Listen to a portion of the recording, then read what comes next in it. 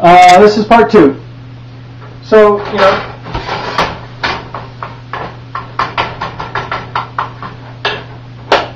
you probably know that my dad is in the Georgia Tech Hall of Fame. I don't know if you remember that our freshman year in high school, that October, my mom and dad and I flew down to Georgia, down to Atlanta, because it was at a Georgia Tech football game at halftime. They inducted, it was like 12 or 16 athletes into the Hall of Fame, and he was one of them. And he's actually only one of, it must be like 16 or 12 maybe, swimmers in the last 80 years that have been inducted into the Hall of Fame there. So, I know he was good, and it would be really cool to be to be that good at swimming, to have been able to stick with something other than soccer. Obviously, soccer was truncated, but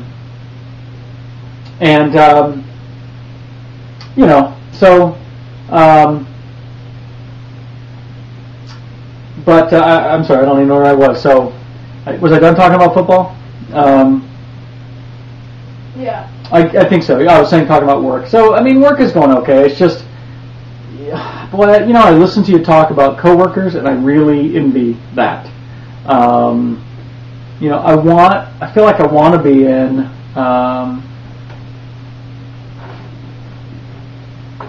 a situation where I have people like other directors of departments. I have other department heads that I can relate to, that I can, because I feel like if I'm not motivated to do it, it just doesn't get done. There's nobody out there to give me work. You know what I mean? Yeah, I've got taxes and I have things like that, but really for the most part, I'm going to take you off there when I upload these videos. So really, for the most part, it's just it's just me, and I know I talked about this before, but I'm thinking a lot about it again. That it would sure be nice to, to be part of an organization. Are you guys hiring, by any chance? Yeah, no. Because I can swim. I could probably navigate those high flows of the Umatilla. So I'm just saying. Eric probably hasn't considered having a man in the water. But I'm for you. I'm there for you. So let's see. Gosh, let's see. Might as well cover everything, right? Oh, Duncan. Hold on. Hold that thought. I'll be right back.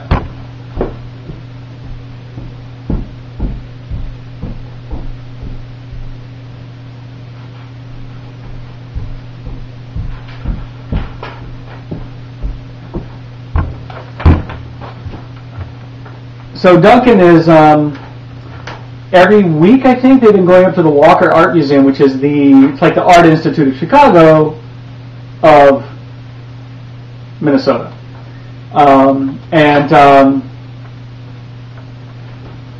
And what they've been doing is they've been seeing these, it's like they're called Out There Performance Series. So it's a kind of a performance art, mixed media performance art pieces.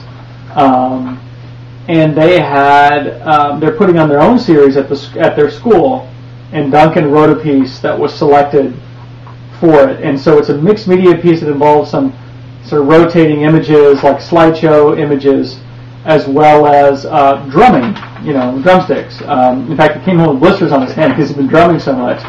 And so here's the poster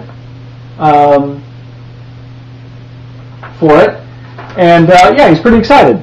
So that's in March. So I'll hopefully get some video of it, especially since it's not copyrighted. So that's the good thing. And speaking of video, by the way, I am going to look at getting a new camera here in the next couple of months. I want to get something. I don't know. You obviously picked one, so it'd be great to get one that either that created .mov format, because that's the easiest for me to edit.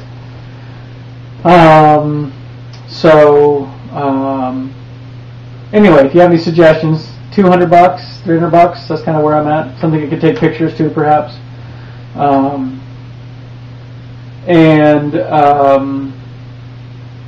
So let's see. That's Duncan. Galen, of course, is cross-country skiing still. He's got, 2 or 3 meets next week.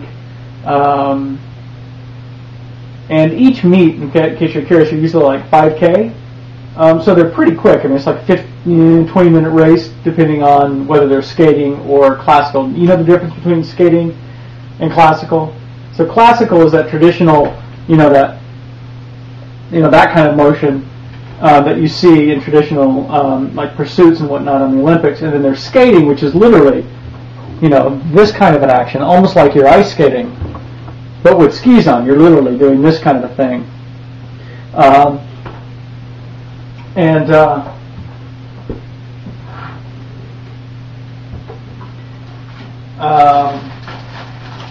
And he prefers classical. He's not a very good skater. He doesn't like it much, which is probably why he's not very good at it.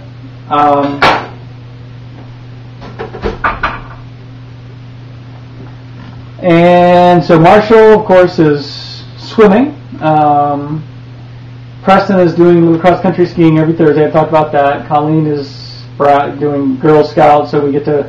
Beth actually is really funny. Beth taught them, the whole brownie troop, how to sell more cookies! So we're creating little Donald Trump cookie sellers. And Beth's job is, she loves it. At admissions, I've told you about, I think her boss, who is actually comes from a rodeo background. He's a rodeo guy. Doesn't do much rodeo anymore, but just a thoroughly nice guy. And she really likes, her job, likes her coworkers. God, I need coworkers. And that's, it's nice. It's full time, but we manage between the two of us to get, I fortunately have a really flexible schedule and I can get a lot of things done. So, I guess the last thing is to talk about is the carburetor. So I've been working on did I tell you? I was making a video of it, but that's going to be kind of a how-to video. I'm not there yet, but I took the carburetor off the Land Cruiser. It was amazingly easy. I've actually talked to Brad a couple of times, and I've gotten the entire thing apart. So there's the top of the carburetor, the bottom of the carburetor. There's what's called float bowls, which control the fuel that goes in. There's 2 of those. There's an accelerator pump on one float bowl, and what that does is squirts extra fuel right into the intake manifold, which helps balance out when you really step on the throttle and you get a lot of oxygen. It balances that out so that you get the right oxygen-fuel mix. And that was the faulty piece. That was why we were having so many problems driving the Land Cruiser. But so what I did is I got a rebuild kit, which was $35, and I took the entire thing apart, every piece off. And here, let me show you.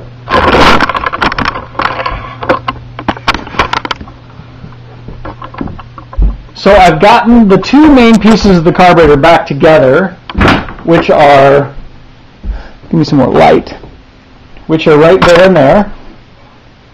So, top and bottom pieces are the main pieces. There's a float bowl right here. This is a metering plate. This is all the parts that it came with. All the little various pieces. Electric choke right there. And so it's actually just been really exceedingly cool. I've really been enjoying it. It's been taking me, I've been at it about a week. I just don't have a lot of time. But I also picked this up off of eBay,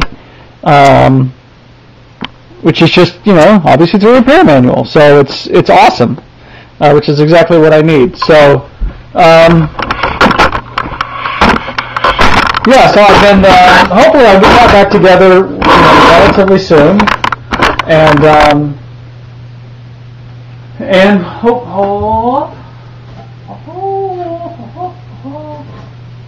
English muffins. And we'll be back on the road again.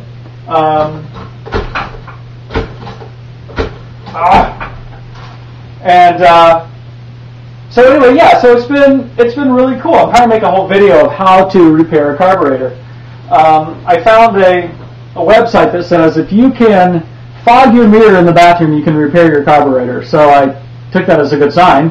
But yeah, it's just a lot of little detail work. The hardest thing to come by is good carb cleaner. A gallon of really good carb cleaner is at $50, and it's like I don't want to buy that. So anyway, yeah. So it's it's going well, and hopefully I'll get that car back together and get that Land Cruiser running again. And that means we'll be going to the Boundary Waters, right? Come on, flying out. We'll drive up to the Boundary Waters, you and me, right up along Route, 61, which is what Bob Dylan talked about in his music. So we'll just go up 61 all the way, past Duluth, up the North Shore, up to the Iron Range. So I guess until I talk to you next, I'll be shooting video of hopefully Marshall's meet and my meet. Until then, still dead.